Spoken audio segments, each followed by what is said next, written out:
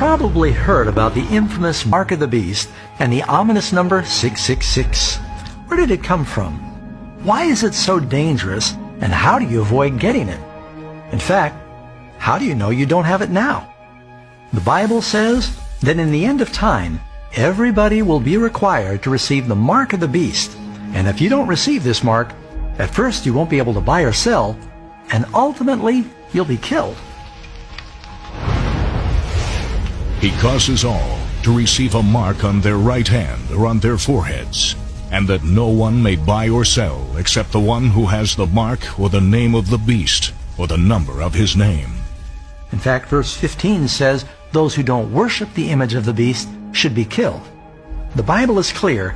Death would be preferable to the curses that fall on the one that receives the mark of the beast. But how can you avoid receiving this mark if you don't even know what it is? There are a lot of misconceptions about what the mark of the beast is. Some, for example, believe the mark of the beast is a barcode or a tattoo that is branded on the forehead or the hand. Others believe that the mark is some form of computerized ID chip that's inserted under the skin. And then there's still others that think that everybody is going to be told to line up and receive their 666 credit card. While the number 666 is associated with the name of the beast, the number itself is not the mark.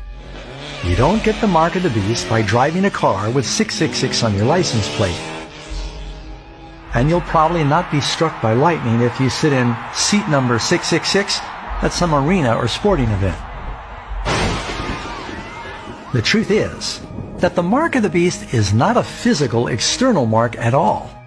What's even more surprising is that most people don't realize the Bible teaches everybody in the last days will have one of two marks. One group has the seal of God in their foreheads. The other group has the mark of the beast. The seal of God is having the law of God in our hearts. And these words that I command you today shall be in your heart. You shall bind them as a sign on your hand, and they shall be as frontlets between your eyes. It shall be as a sign to you on your hand, and as a memorial between your eyes, that the Lord's law may be in your mouth. So we can see from these examples, in the hand and in the forehead is symbolic of having the law of God in our actions and in our thoughts. That would mean that the mark of the beast in the hand or the forehead is also not a physical external mark, but rather it represents some distinguishing difference in the thoughts and the actions of the lost. Their works are works of iniquity, and the act of violence is in their hands. Their thoughts are thoughts of iniquity. In the hand, in the actions, in the head, in the thoughts. It's a symbol. The Bible says in the end of time, everybody will receive some form of mark. It's not going to be a tattoo or a computer chip or a credit card. That's just what the devil wants people to think. Satan has managed to get just about everybody to focus looking in the wrong direction, while the real mark of the beast is creeping up right behind them. So what does the mark of the beast symbolize? Nobody has it yet, but soon many will. You need to make sure it's not you. There are few subjects that are more misunderstood, and very few subjects that need to be understood more. Every kingdom, empire, and monarch that rises ultimately falls, all except for one. This one eternal kingdom has an everlasting God that has revealed himself through a special seal that he's given to the world.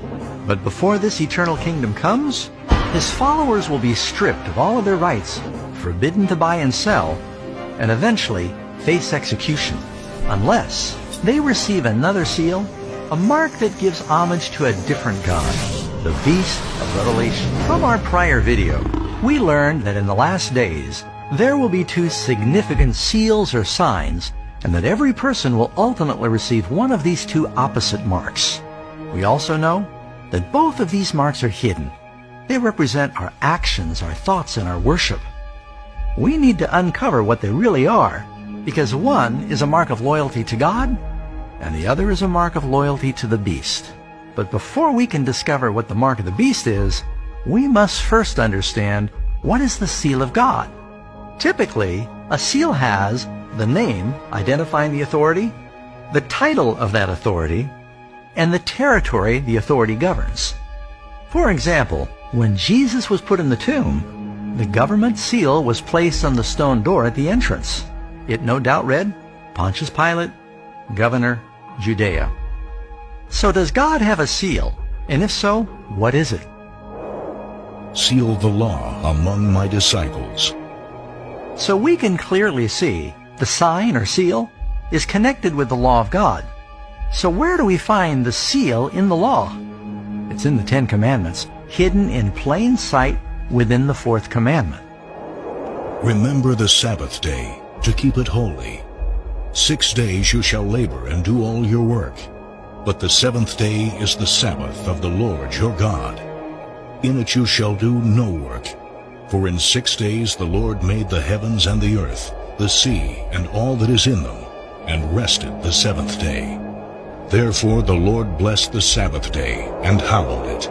Right here within the law of God, in the longest of the 10 Commandments, in the middle of His law, we find God's seal. The name of the authority, the Lord, the title of the authority, Creator, and His territory, the heavens and the earth. The Scriptures also say the Sabbath is a sign. Moreover, I also gave them my Sabbaths to be a sign between them and me, that they might know that I am the Lord who sanctifies them. This is the seal of God, friends, to remember and to keep the Sabbath day holy, and to have the law of God written in our hearts. That's the seal. And wouldn't it make complete sense that the beast, Revelation, would create a counterfeit seal to compete with God's true seal? With this in mind, we're now better prepared to understand what the mark of the beast really is.